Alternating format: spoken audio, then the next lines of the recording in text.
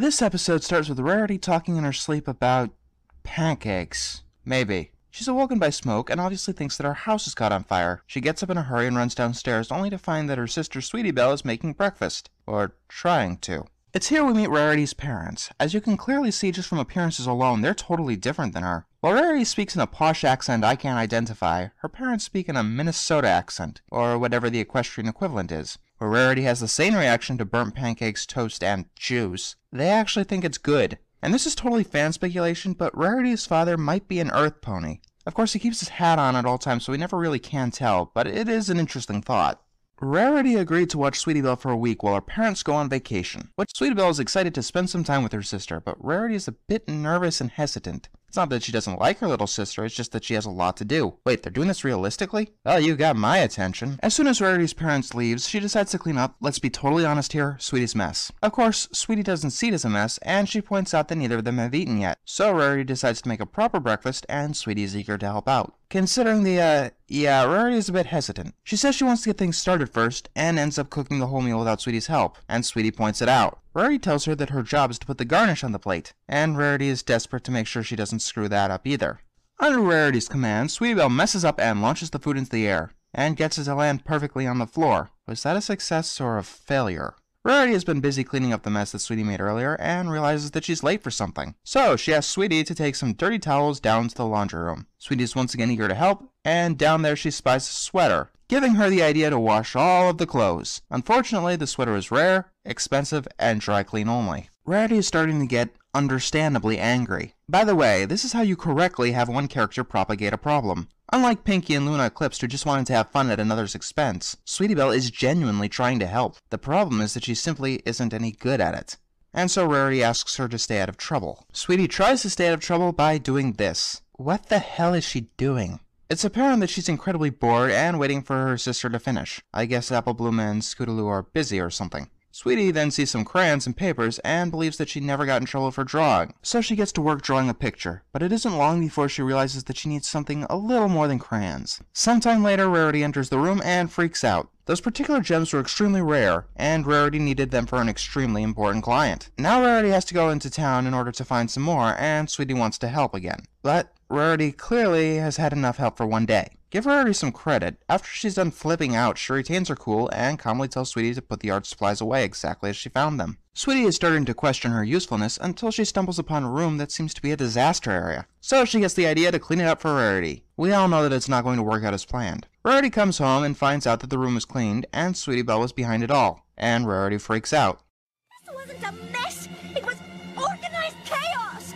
Yes, that is a real thing that artists use for inspiration or to keep things close, etc. Now Rarity is really angry, and she scolds Sweetie Belle, filling in our nightmare fuel quota for the episode. Finally, Rarity is on the verge of flipping out, but actually manages to keep her cool once again, simply saying that she needs some time alone. So Sweetie walks about the town and comes across a poster being held by Apple Bloom. Sweetie tells Apple Bloom that she wishes that she and Rarity could do something together, but she's tired of goofing things up. Apple Bloom suggests the Sisterhooves social. Apparently, Applejack and her do it every year, and Sweetie loves the idea. Rarity does not. The contest is being held at Sweet Apple Acres, and according to Rarity, it doesn't sound very clean. I've heard worse excuses. Actually, Sweetie calls her out for that. They have not an argument, a disagreement. Sweetie wants them to go, and Rarity doesn't want to go, and it ends like this. Then maybe I'll try the Sisterhooves social without a sister. In fact, I think I'll try the rest of my life without a sister. Now it's an argument, which leads them to the conclusion that they'd both be better off without a sister. Wow. Just wow. Sweetie decides to mope around Sweet Apple Acres just talking to Applejack and Apple Bloom. It's there she begins seeing how great Applejack and Apple Bloom are getting along when she gets invited to help them set up the Sisterhooves social. Of course, Sweetie is still afraid of messing things up, but the two of them make chores look so fun that she can't help but join in. Then she gets a rotten apple on her horn. We cut back to Rarity, who's spending some time roaming around her room, and she realizes that the room is easier to navigate when it's clean, and she's able to find inspiration anyway. She realizes that if Sweetie Belle hadn't cleaned up the room, then she wouldn't have been inspired like this, but she's still a little bit grumpy about all the chaos earlier in the day. Back to Sweetie Belle.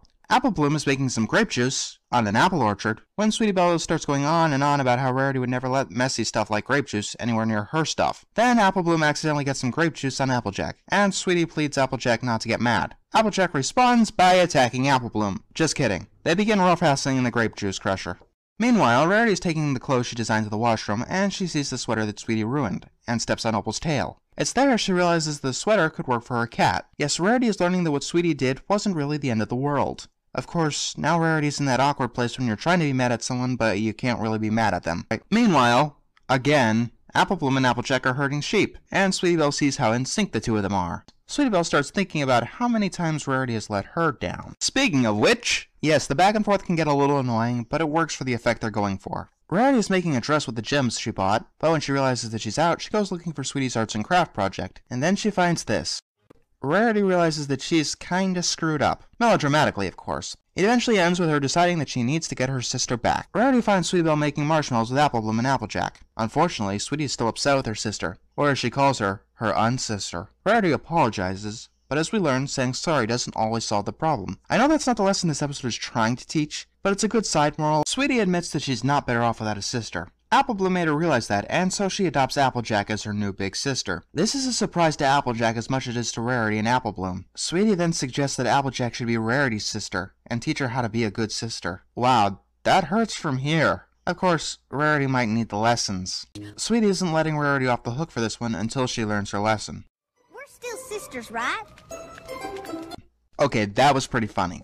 Rarity seems to be taking at least part of what Sweetie said to heart and begins asking why Applejack made her look so bad. Applejack tells her that being sisters, or siblings in general, is about give and take. There's some metaphor about apple pie that's definitely a good metaphor, I just wish they used another one. Remember when I said that I thought they were putting in lines that could be taken out of context easily on purpose? Ask yourself what a shipping between Applejack and Pinkie Pie would be called. Like I said, someone on the staff is doing this on purpose. And the shipping thoughts get Rarity to realize what she has to do. The next day is the Sisterhooves social. Applejack, Apple Bloom, and Sweetie Belle are there, and Sweetie is looking pretty forlorn. She's still incredibly disappointed in her sister, unsister, and keeps complaining about her. Then, completely out of the blue, Apple Bloom lets Applejack borrow her sister, which sets Sweetie's world on fire. The two of them get ready to run in the big race. Shortly after the race begins, Applejack falls into some mud and comes out covered in stuff, and she has contacts in now. Yeah, I don't think I'm spoiling anything when I say that it's Rarity there, proving she's a good sister, helping Sweetie Belle throughout the whole event, getting down and dirty the whole way. They don't win, though, and you know what? That's another really smart decision to top off every smart decision made throughout this whole episode. It's basically adding another message that winning isn't important as long as you're having fun with those you care about. Sweetie knocks off the hat to learn that it's Rarity in disguise, and Applejack was holding her breath the entire time. So after the spa, Spike writes, "Hey, I just realized there was no Twilight at all in this episode. Gives me kind of an empty feeling, you know? Sort of makes me feel sorry for all the things I said about her last season." Anyway, the moral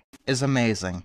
It's episodes like this that make the show what it is. This is one of the episodes that actually impressed me. Let's start with the obvious. They actually portrayed siblings realistically. Is anyone else kind of bummed that that can be considered refreshing? I mean, in every other show, they're either portrayed as the worst of enemies or constant antagonists. Yes, there's Gravity Falls, but this did it first, and don't hate me for this, but this episode did it better. Don't get me wrong here. I love a good Party of One style episode as much as the next guy, but personally, I'd prefer more episodes like this. I mean, any cartoon can make me laugh, but it's only those very rare ones that can actually make me care. And that seems to be what Cindy Morrow is good at. Yes, Cindy Morrow wrote this episode. You know, the one who wrote All's Well That Ends Well and The Showstoppers? The difference in quality is staggering. She's definitely the most confusing writer for me. I mean, her talent is clearly connection and emotional depth, but she rarely seems to use it, preferring to go with humor, which, I have to be honest, is her weak point.